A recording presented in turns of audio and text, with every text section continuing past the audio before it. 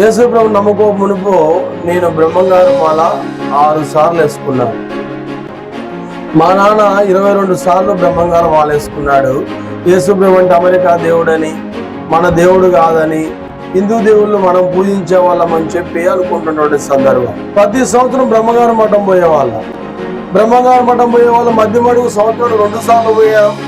శ్రీశైలం, మహానంది, యాగంటి, బడగనపల్లి బ్రహ్మంగారు మఠం, మరి బ్రహ్మంగారు కాలజ్ఞానం రాసినటువంటి రవలకొండ, భద్రాచలం, ఆ పర్ణశాల, ఇంకా ఇక్కడ కూడా పొన్నూరు ఉంది కదా, పొన్నూరు ఆంజనేయుల గుడి దగ్గర కూడా వచ్చినటువంటి సందర్భం. తెలుగు రాష్ట్రాలలో నేను దర్శించినటువంటి దేవాలయం ఒకటి కూడా లేదు. మా నాయనమ్మ యేసును నమ్ముకున్నప్పుడు మన కులము కాదు, మన కథ కాదని చెప్పి మా నాయనమ్మను కొట్టినా తెచ్చిన. 2007లో ఒక అమ్మాయి కేసులో జైలుకి పోయినాను. 22 రోజులు జైల్లో ఉన్నాను. 2010 పెళ్లి అయిపోయిన తర్వాత 2011లో బాబు పుట్టాడు.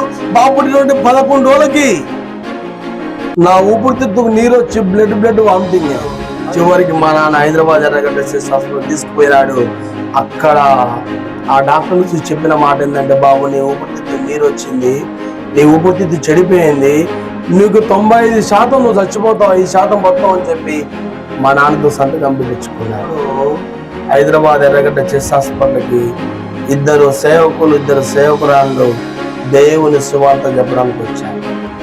నాకు బతకాలని ఆశ ఉంది కాబట్టి ఆ చివరి క్షణంలో నేను ఒకటే అనుకున్న, యేసుప్రభు ఎవరైతే నాకేంది, నన్ను బతికిచ్చినోడే దేవుడు, నా కుటుంబానికి నెమ్మది ఇచ్చినోడే దేవుడు, నాకు ఆకలినప్పుడు అన్నం పెట్టిన వాడే నా దేవుడు, స్వస్థపరచు యెహోవాను నేనే. నా జీవితంలో మేము నల్గొండ జిల్లా నాగార్జున సాగరు, మరి ఆలియా ప్రాంతంలో అల్వాల్ ఎక్స్ రోడ్ అనేటువంటి గ్రామం మాది. నేను యేసు ప్రభు దగ్గరికి రాకమునుపు మరి మేము గౌడ కులానికి చెందిన వ్యక్తిని గౌడ్స్ అంటారు. ఆయా ప్రాంతంలో ఈడిగోళ్ళు అంటారు, గౌన్లోళ్ళు అంటారు, కళ్ళు గీసే వాళ్ళు అంటారు.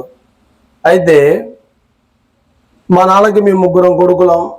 నేను 2వ వాడిని. మా అన్న ఉంటాడు, తర్వాత మా తమ్ముడు, నేను. యేసు ప్రభు నమ్మకో మునుపు నేను బ్రహ్మంగారు మాల 6 సార్లు వేసుకున్నాను. మా నాన్న 22 సార్లు బ్రహ్మంగారు మాల వేసుకున్నాడు. నల్గొండ జిల్లాలో 1989వ సంవత్సరంలో బ్రహ్మంగారు మాల స్టార్ట్ చేశారు. అక్కడ సాగర్ నుంచి ఆ యొక్క బ్రహ్మంగారు మఠము, బద్వేలు తాలూకా బ్రహ్మంగారు మఠము 350 కిలోమీటర్లు ఉంటుంది. వాళ్ళు నడుచుకుంటూ వెళ్ళారు అప్పుడు 1989లో. తర్వాత 1989లోనే నేను పుట్టినాను. నేను పుట్టిన తర్వాత నా పేరు బ్రహ్మం అని మా నాన్న నా పేరు బ్రహ్మని పేరు పెట్టారు. నల్గొండ జిల్లాలో బ్రహ్మంగారు గుడి అనేది లేదు. అక్కడ నల్గొండ జిల్లాలో బ్రహ్మంగారు మాల స్టార్ట్ చేసింది మా పేరన్న వాళ్ళు, మా నాన్న వాళ్ళు. ఇప్పటికీ సాగరు రైట్ బ్యాంకులో గుంటూరు జిల్లాలో ఇప్పటికీ బ్రహ్మంగారు భక్తులు, మా పెదనాన్న పిల్లలు అక్కడ పూజారులుగా చేస్తారు. మా పేదనాన్న చనిపోయినాడు, గోవిందయ్య గురుస్వామి అంటారు ఆయన్ని. అయితే 2005లో మా నాయనమ్మ లక్ష్మమ్మ పేరు, ఆమె యేసు ప్రభువుని అంగీకరించింది. ఎట్లా అంటే ఆమెకి గుండె దడ వచ్చింది. గుండె దడ వస్తే ఆమె ఇట్లనే సువార్త, మా ఇంటి పక్కన ఆ డేవిడ్ అనేటువంటి ఆయన వీరయ్య తాత అని ఉండేవాడు. ఎస్సీ వాళ్ళు మా పక్కనే ఉండేవాళ్ళు. అయితే వాళ్ళు చర్చి పోతున్నప్పుడు సువార్త చేసినటువంటి సందర్భంలో మా నాయన ఊకే భయపడుతుండేది. ఎన్ని టాబ్లెట్లు వాడినా ఎక్కడికి వెళ్ళినా కూడా ఆమెకు తగ్గేది కాదు. ఇక ఆమె ఒక భయం ఆందోళనతో ఉండేది. అయితే ఒకసారి శ్రీరాంపల్లి సమృద్ధి జీవ మందిర ప్రార్థనము మా ఊరి పక్కనే ఉంటుంది.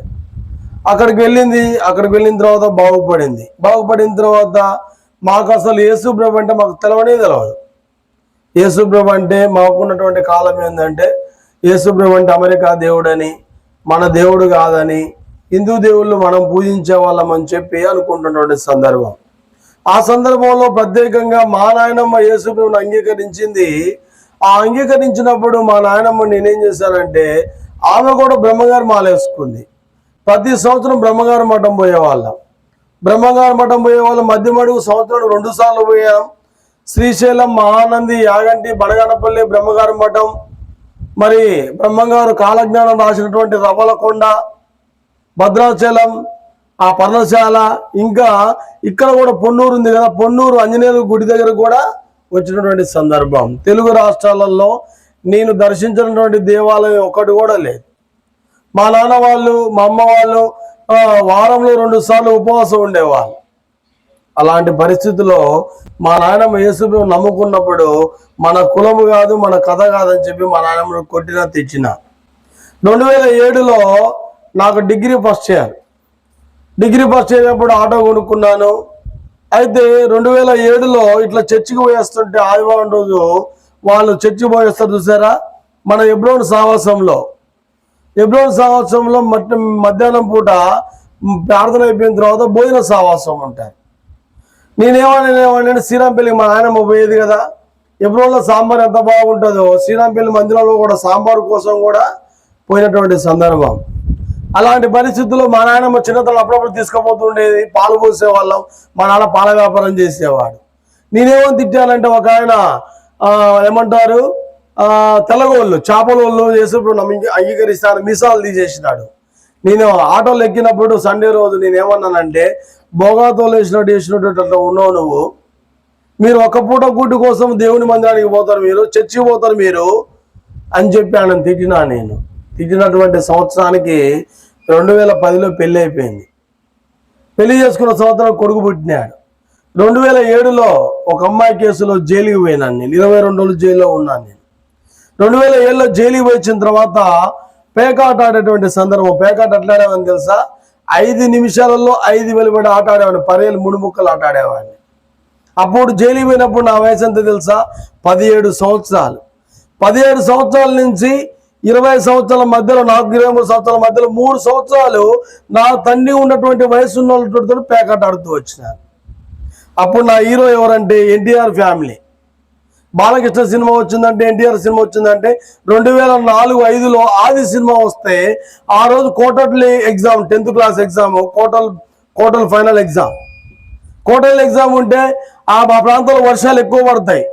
ఆ వర్షాలు పడ్డప్పుడు ఆటో మీద సినిమాలకు పోయినాం మేము. సినిమాకు 2వ షో సినిమా తీసి 12 గంటల సమయంలో వస్తున్నప్పుడు ఆ తుంగపాడు బంధమైన అక్కడ వర్షం నీళ్ళకి దాదాపు 2 లారీల లోతు నీళ్ళు పోసింది. అది అక్కడ రాత్రంతా నిద్రపోయి తెల్లారి వచ్చి ఎగ్జామ్ రాసినటువంటి సందర్భం. అంత పిచ్చి.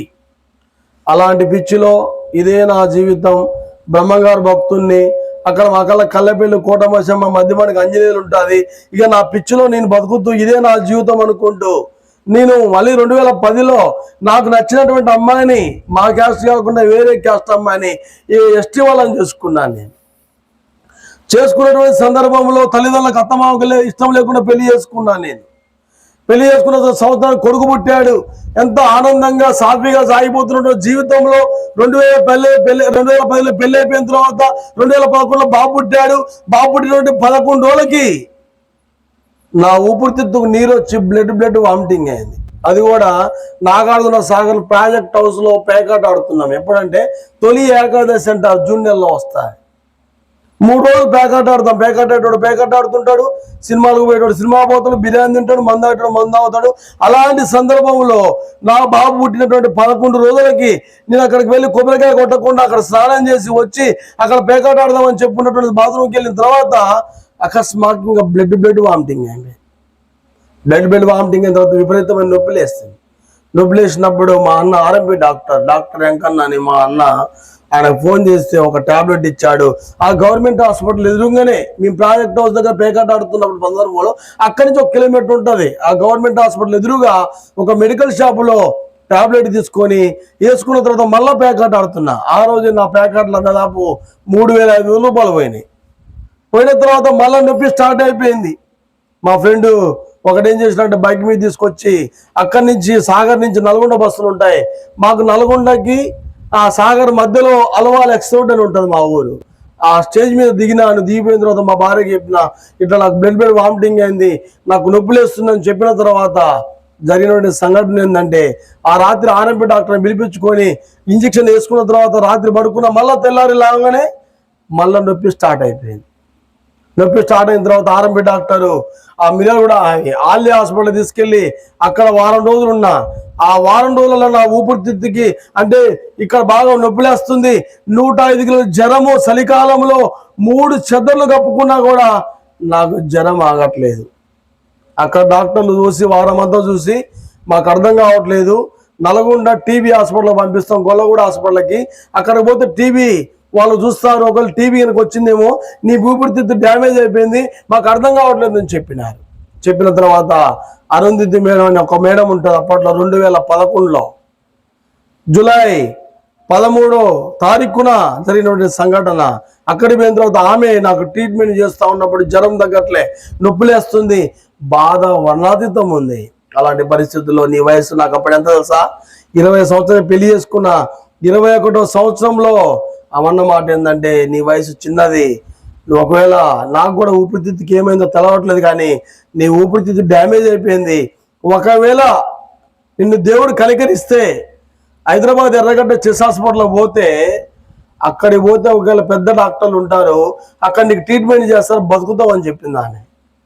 పోయిన తర్వాత మా నాన్న ఏం చేసిన అంటే, హైదరాబాద్ ఎర్రగడ్డ చెస్ హాస్పిటల్ ఎందుకని చెప్పి ఇక్కడ ఏమంటారు దాన్ని, ప్రకాశం జిల్లాలో అక్కడ ఎర్రగుంటపాలెం అని ఉంటుంది, ఎర్రగుంటపాలెం లక్ష్మీనరసింహ డాక్టర్ ఉంటాడు. అక్కడ పోయిన తర్వాత నన్ను చూసి అన్న మాట ఏంటంటే, ఒరే బాబు నీ ఊపిరితిత్తు నీరు వచ్చిందిరా, ఇక్కడ వంటే మాత్రం బతుకుతావురా, లేదంటే చచ్చిపోతారు అని చెప్పినాడు ఆయన. ఏదో ఊపిరితిత్తుకు ఆ చిన్న ఏదో చూసినాడు, నీరు వచ్చిన నీరు తీయాలా, నువ్వు 4-5 రోజులు ఒక వారం ఉండాలని చెప్పినాడు. తర్వాత అక్కడ సందర్భం ఏంటంటే, చెట్ల కింద వైద్యం అంటే అక్కడ హాస్పిటల్ లేదు, చెట్ల కిందనే గ్లూకోజులు పెట్టుకోవాలా, యాప చెట్టు ఉంటుంది, యాప చెట్టుకి గ్లూకోజు తీగ ఉండాలి, వర్షం వచ్చినా, దోమలు కుట్టినా, ఎండ వచ్చినా, ఏదొచ్చినా అట్లా పడి చావాలి.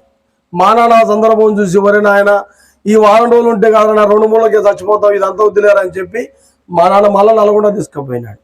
తీసుకుపోయిన తర్వాత ఏడ్చుకున్నటువంటి సందర్భం, జ్వరం ఆగట్లేదు, 110 జ్వరము. అయ్యో నేను ఇంత భక్తి చేస్తాను అనుకున్నాను. చివరికి మా నాన్న హైదరాబాద్ ఎర్రగడ్డ చెస్ హాస్పిటల్ తీసుకుపోయినాడు. అక్కడ ఆ డాక్టర్లు చూసి చెప్పిన మాట ఏంటంటే, బాబు నీ ఊపిరితిత్తు నీరు వచ్చింది, నీ ఊపిరితిత్తు చెడిపోయింది, నీకు 95% నువ్వు చచ్చిపోతావు, 5% బతావు అని చెప్పి మా నాన్నతో సంతకం పెట్టించుకున్నాడు. సంతకం పెట్టించుకున్న తర్వాత నాకు జరిగినటువంటి సంఘటన తెలుసా, 21వ సంవత్సరం నేను చచ్చిపోతే ఏదన్నా కానీ చూద్దాం ఈ దేవుడన్నా కనికరించకపోతారా అని చెప్పి ఆ ఊపిరితిత్తు బొక్కబెట్టి పైపు వేసినారు.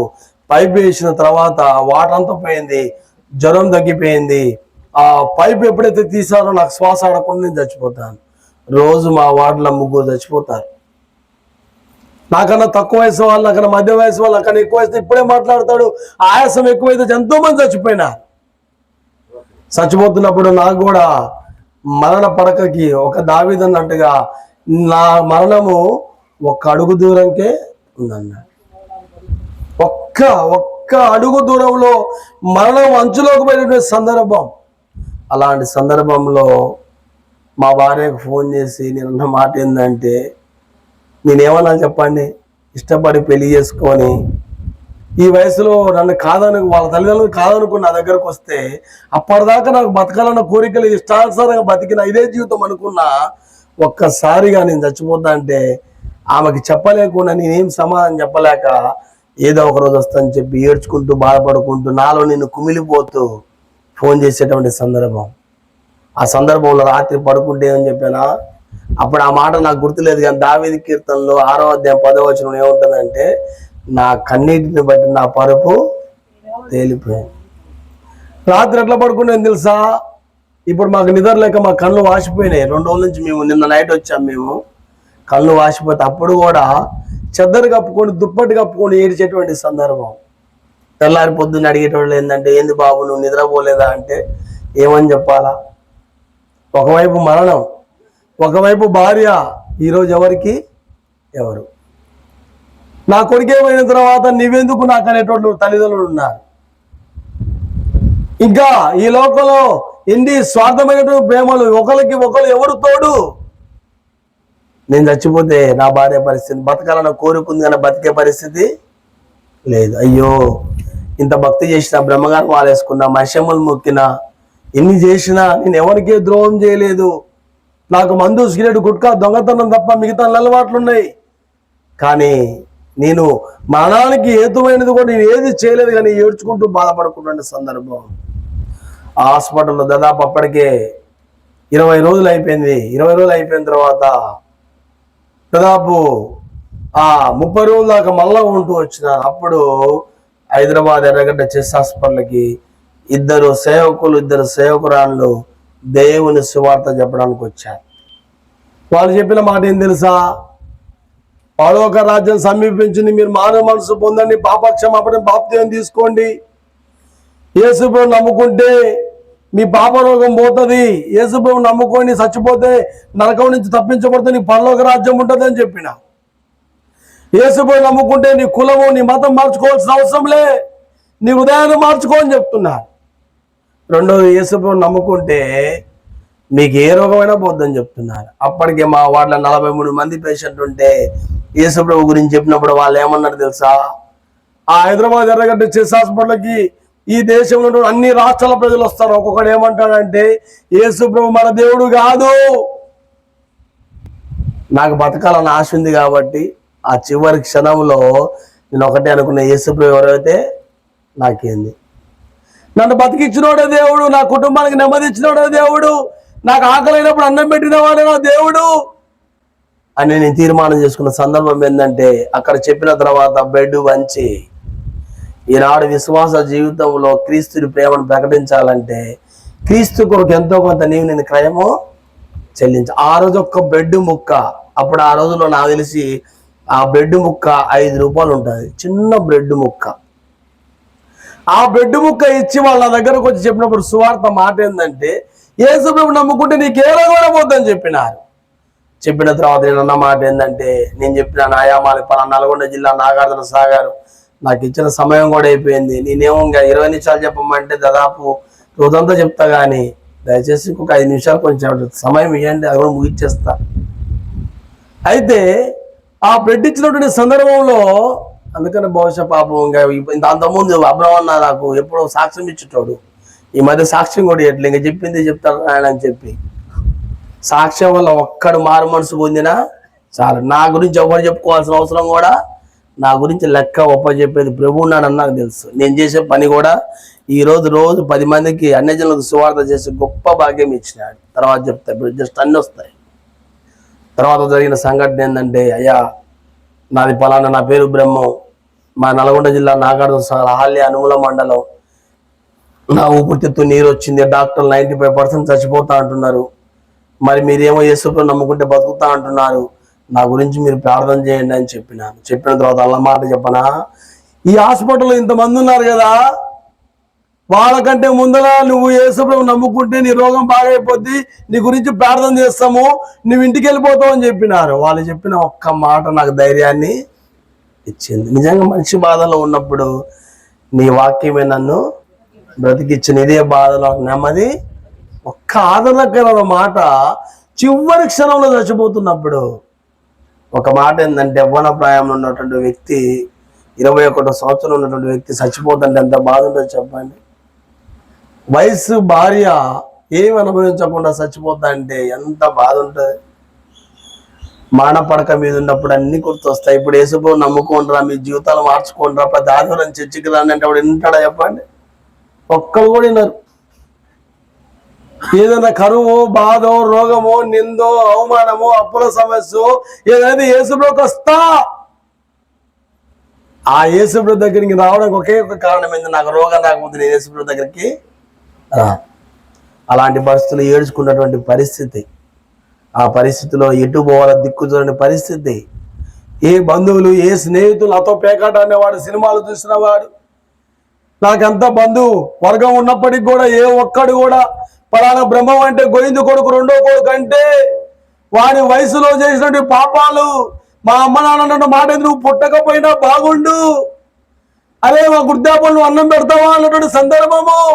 అసలు మా పిల్లలకి మా బాబు పిల్లలు లేరు, వీళ్ళు వాళ్ళకి పిల్లలు లేరు, మాకు పిల్లలైనా కూడా మీ వల్ల నాకు ఏ సుఖము లేనటువంటి సందర్భం.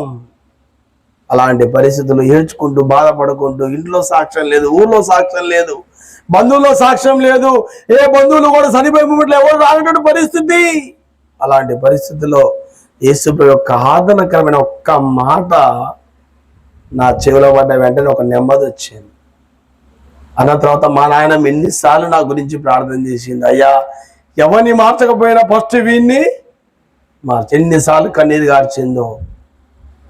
అలాంటి పరిస్థితుల్లో నేను చెప్పిన అన్నయ్య నా పేరు బ్రహ్మం, నేను యేసుప్రభువుని నమ్ముకుంటాను, నాకు రోగం వచ్చింది, చచ్చిపోతా అంటున్నారు, నా గురించి ప్రార్థన చేయమంటే అక్కడ ఆదాం అవ్వ బుక్ ఒకటి ఉంటుంది, ఆ బుక్ ఇచ్చినారు. ఆదాం అవ్వ పాపం ఎట్లా జరిగిందని చెప్పి ఆ బుక్ ఇచ్చినప్పుడు ఆ ఉదయం అంతా రోజు ఆ బుక్ని చదివింది 10 సార్లు చదివిన రోజుకి.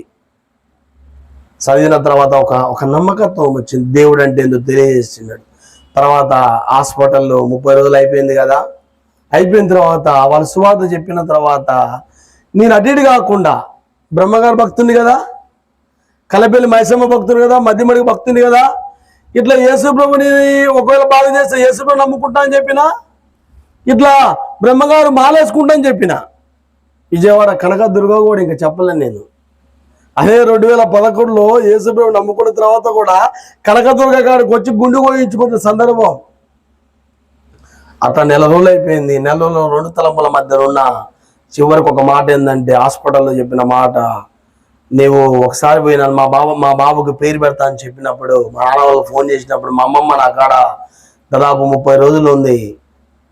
ఆ 15 రోజుల్లో నేను ఆ డాక్టర్కి పోయి అడిగితే నాకు ఊపిరితిత్తులు తగ్గిపోయింది, నాకేందంటే ఈ పైపు తీసేస్తే నాకు శ్వాస ఆడకుండా చచ్చిపోతాను నేను.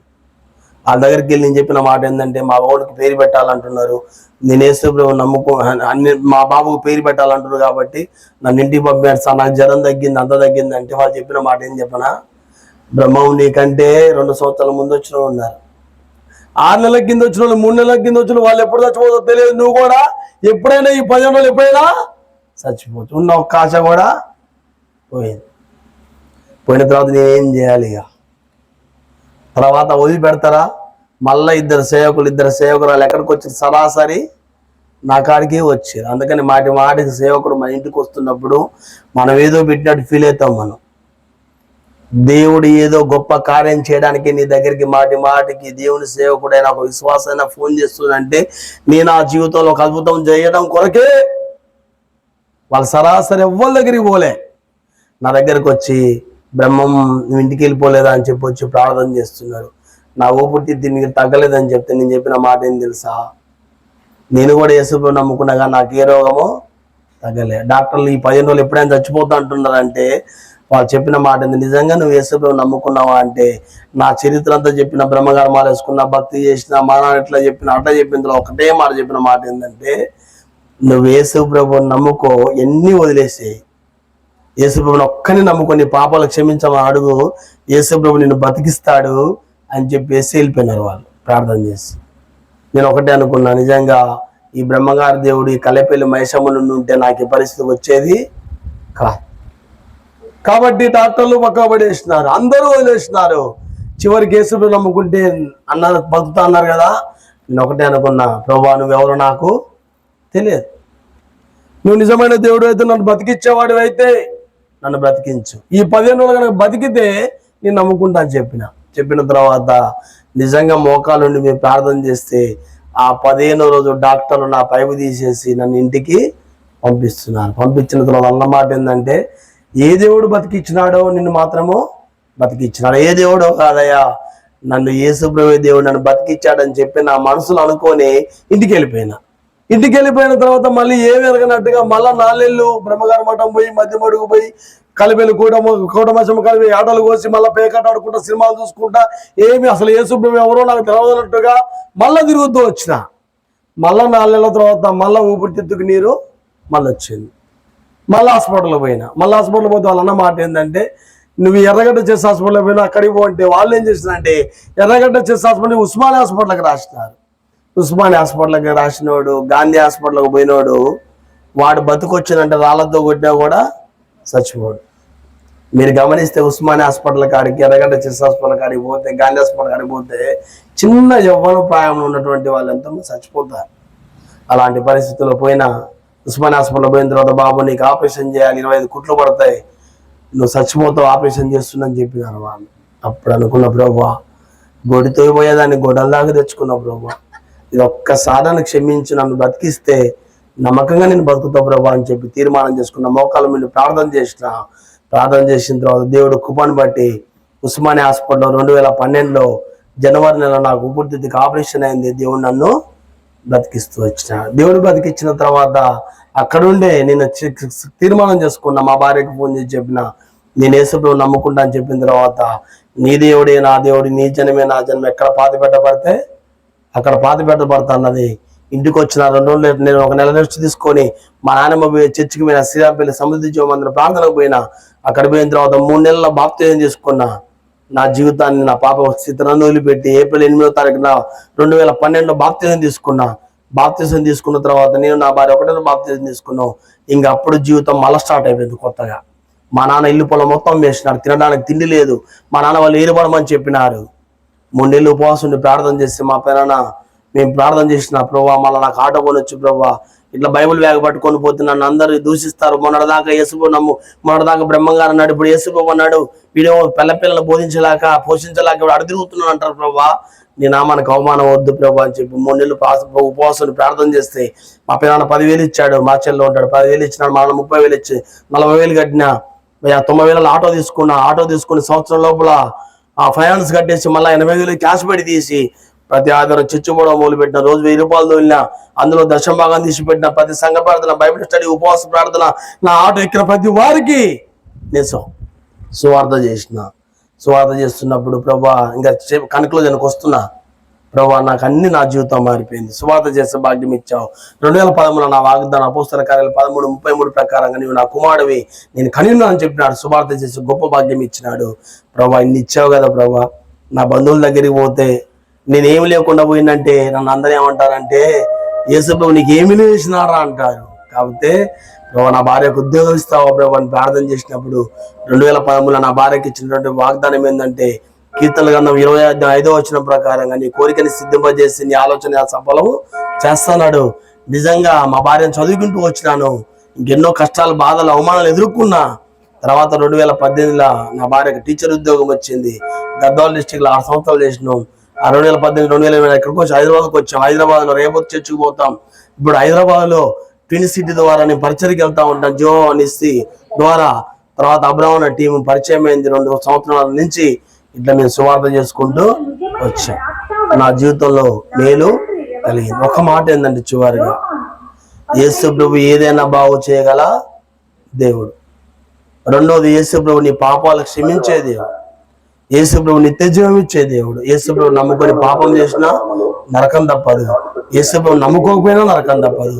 యేసు ప్రభు నమ్ముకొని నీతిగా యథార్థంగా చేసే పరలోక రాజ్యం, స్వర్గ రాజ్యము ఉంది. ఈ రోజు యేసు ప్రభు నాకు కావాల్సిన అన్ని ఇచ్చినాడు. ఒక మాట ఏంటంటే, నన్ను దేవుడు ఏర్పాటు చేసుకున్నాడు కదా. దేవుడు నీ మీద నా మీద ఏదో ఖచ్చితంగా ఉంటుంది. ఏదో తిన్నాం, పడుకున్నాం, తెల్లారిపోయింది, ఏదో రక్షణ తీసుకున్నా, బాప్త్యం తీసుకున్నా అయిపోవడం కాదు. యేసు ప్రభు సువార్త చేసేట గొప్ప భాగ్యం, మందిలో పనిచేసే భాగ్యం ఇచ్చాడు. నీకు కావాల్సిన అవసరం దేవుడు తీర్చడానికి, దేవుని పని చేయడానికి ఈ రోజు నన్ను నియమించినాడు. కాబట్టి ఈ రోజు నా పని ఎరిగిన, ఈ రోజు అబ్రహాం బ్రదర్ ఎరిగినాడు. మాతో పాటు వచ్చేటువంటి స్వార్థ టీం సభ్యులందరూ తిన్నారు. ఈనాడు ఒకడే యేసుప్రభు మొట్టమొదటి సాత్విక దీనమనసుకు వచ్చాడు. యేసుప్రభు రెండో అక్కడికి భూమికి రాబోతున్నాడు. మన పోకడెప్పుడో తెలియదు, ఆయన రాకడెప్పుడో కూడా ఉన్న కొద్ది రోజులైనా క్రీస్తు కొరకు బతుకుదాం. చిన్న మాటలు దీవించిన ఆమె.